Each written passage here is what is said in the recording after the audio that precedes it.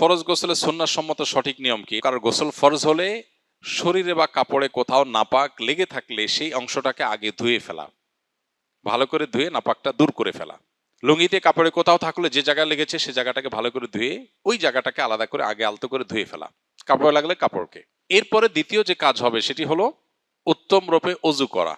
এখন নাপাক যেটা ধুইতে বলা হলো, এটা যদি কারোর কাছে চিহ্নিত না থাকে তাহলে সেক্ষেত্রে পেরেশানের কোনো কারণ নাই। যদি চিহ্নিত থাকে, চেনা যায় কোন জায়গা নাপাক, তাহলে সে জায়গাটা ধুয়ে ফেলা। আর যদি হারিয়ে যায়, মিশে যায় অন্য সাধারণ জায়গার সাথে, কাপড়ের সাথে, তাহলে তো কিছু করার নেই। এক্ষেত্রে দ্বিতীয় কাজ হবে হলো অজু করা, উত্তম রূপে অজু করা।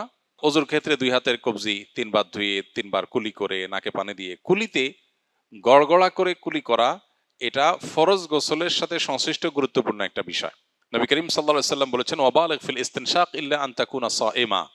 তুমি যখন গোসল করবে ফরজ গোসল, তখন তুমি ভালো করে গড়গড়া করে কুলি করবে।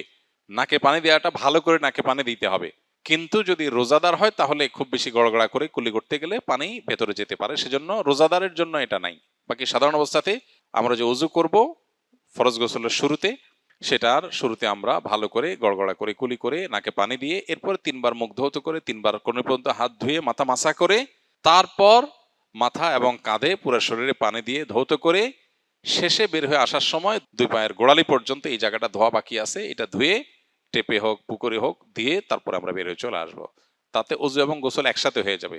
এভাবে সুন্নাহ সম্মত ফরজ গোসল বা সুন্নাহ সম্মত গোসল আদায় করলে গোসলের সাথে ওযু অটোমেটিক হয়ে যাবে, আলাদা ওযু আর করার প্রয়োজন নাই। হ্যাঁ, গোসল করতে করতে যদি আবার কেউ পেশাব আসে, কারোর পেশার বেগ হয়, পেশাব করেন অথবা বায়ু ত্যাগ করেন, ওযু ভঙ্গের কোনো কারণ দেখা যায়, তাহলে তাকে আবার শুরু থেকে ওযু করতে হবে। আর যদি সেরকম কিছু দেখা না যায় তাহলে এটাই তার ফরজ গোসলের জন্য যথেষ্ট হবে। একই সাথে গোসলের সুন্নাহ, ফরজ গোসলের সুন্নাহটা আদায় হবে, অর্থাৎ শুধু গোসলের ফরজ আদায়ই হবে না, পাশাপাশি সুন্নাহ সম্মত গোসল হবে।